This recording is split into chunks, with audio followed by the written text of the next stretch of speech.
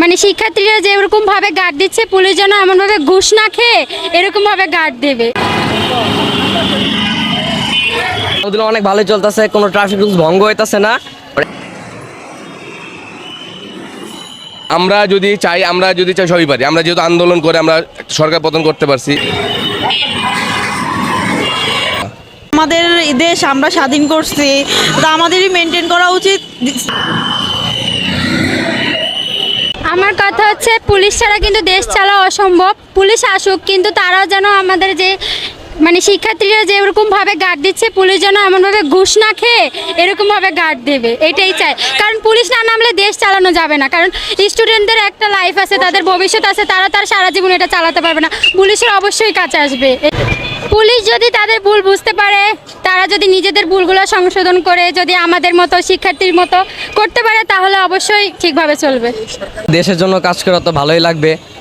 যেমন দেশের মধ্যে তো এতদিন বিশৃঙ্খলা গেল, তো এখন গেছে যে দেশে একটু সিস্টেম উল্টাপাল্টা হয়েছে। তো ছাত্ররা বিএনসিসি ক্যাডেট তারপরে বাকি সবাই নামার পর ঠিকঠাক চলতেছে, আলহামদুলিল্লাহ অনেক ভালোই চলতেছে, কোনো ট্রাফিক রুলস ভঙ্গ হইতেছে না, অ্যাক্সিডেন্টের সংখ্যাটাও কমতেছে। জনগণরা আমাদের অনেক হেল্প করতেছে, আমাদের অনেক সাপোর্ট দিতেছে। এই যে রোদের মধ্যে সবাই কাজ করতেছে, আমাদের একটু খাবার দেয়, পানি দেয়, যার কারণে আমরা আরও সাপোর্ট পাইতেছি। সব কিছু মিলে আমরা সুন্দর মতো কাজ করতে পারতেছি, আলহামদুলিল্লাহ।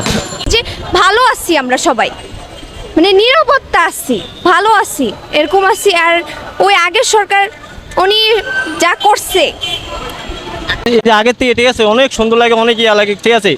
এই ওই রাস্তাঘাট খুব পরিষ্কার আছে, মনে করেন এখন কোনো জাম লাগে, কোনো কিছু লাগে না, ঠিক আছে। রাস্তাঘাট অনেক সুন্দর লাগে, অনেক পরিষ্কার আছে, মনে করেন সুন্দর আছে, ঠিক আছে। এবার যে সারা জীবন থাকে, আমি দোয়া করি এরা যে আল্লাহ দিয়ে এবার সারা জীবন রাখে, এটা অনেক সুন্দর লাগে জিনিসটা। ভালোই লাগতেছে, মানুষদের সেবা করতেছে, আর ট্রাফিকও সবাই মানতেছে। কারণ দেখা যাচ্ছে কি আমরা সবাই চেষ্টা করতেছি যে বাস এক লাইনে, রিক্সা এক লাইনে চালানোর জন্য, যাতে কোনো অ্যাক্সিডেন্ট বা দুর্ঘটনা না ঘটে। আমরা চেষ্টা করতেছি যে প্রত্যেকটা লেনের আলাদা আলাদা, মানে রিক্সার আলাদা লেন, বাসের আলাদা লেন করার জন্য। শৃঙ্খলা হচ্ছে, চেষ্টা করছি আমরা ভাই, আমরা যতটুকু পারি। আমরা তো এমনি অনিয়মের ভিতরে ছিলাম সবাই, আমরা যতটুকু পারছি আমরা চেষ্টা করার মানুষকে সঠিকভাবে যাওয়ার জন্য, ফুট ওভার ব্রিজ পার করার জন্য। এই ফুড যে রাস্তা আছে আমাদের সরকার বানাইছে, সেটা দিয়ে চলাফেরা করে, রাস্তা দিয়ে চলাফেরা যাতে না করে চেষ্টা করতেছি ভাই। এখন তারপর আমরা তো মানে আজকে অনেক বছর ধরে আমরা অনিয়মের ভিতরে ছিলাম, চেষ্টা করতে যাতে আমরা নিয়মের ভিতরে চলে আসতে পারি। আমরা যদি চাই সবই পারি। আমরা যেহেতু আন্দোলন করে আমরা সরকার পতন করতে পারছি, তা আমরা চাইলে নিয়মের ভিতরে আমরা সবাই আসতে পারবো ইনশাল্লাহ। আমাদের দেশ আমরা স্বাধীন করছি, তা আমাদেরই মেনটেন করা উচিত, শৃঙ্খলা বজায় রাখা উচিত। যেহেতু পুলিশ নাই, বিশৃঙ্খলার সৃষ্টি হচ্ছে, এর জন্য আমরা নিজেরা নিজ চেষ্টায় করতেছি মানুষদের, জনগণদের ভালো কিছু।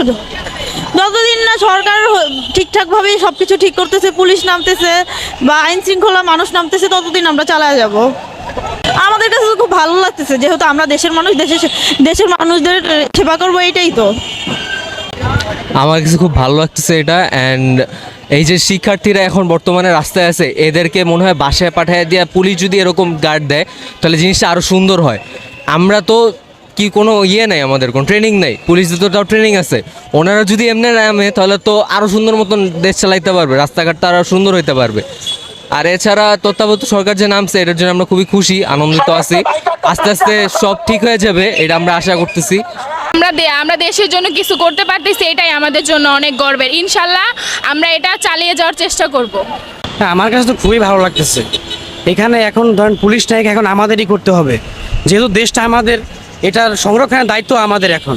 তাই আমরা সবাই এখানে করতেছি। আমরা এখানে প্রায় 200 থেকে 300 প্লাস স্টুডেন্ট আছে এখানে। সকাল থেকে আমরা রাত 10টা প্লাস করি এখানে কাজ। বুঝছেন, আমরা আমাদের দেশের জন্য কাজ করতেছি, আমরা গর্ববোধ করতেছি এই জন্য।